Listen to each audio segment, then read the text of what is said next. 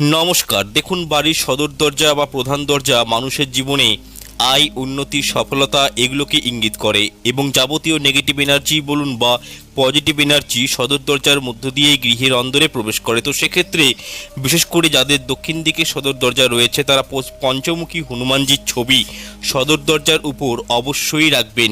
এর ফলে দক্ষিণের নেগেটিভিটিগুলো গৃহের মধ্যে কিচ্ছুতেই প্রবেশ করতে পারে না, যার ফলে বাড়ির বাস্তুটা ঠিকঠাক থাকে। দেখুন, নেগেটিভিটির কারণে মানসিক সমস্যা, শারীরিক ও অর্থনৈতিক সমস্যা বা সন্তান সন্ততি কুপথে যাওয়া, অবাধ্য হয়ে যাওয়া, বিপদ আপদে বৃদ্ধি পাওয়া বা পারিবারিক অশান্তি, স্বামী স্ত্রীর মধ্যে অশান্তি, মনোমালিন্য, বাজে অর্থ খরচ, অর্থ রোজগারের পথগুলো বন্ধ হয়ে যাওয়া, এই সমস্ত প্রবলেমসগুলো কিন্তু সৃষ্টি হয়ে যায়। তো সেক্ষেত্রে অবশ্যই সদর দরজায় পঞ্চমুখী হনুমানজির ছবি রাখা একান্তই প্রয়োজনের, ফলে যাবতীয় নেগেটিভিটি দূরীভূত হয়।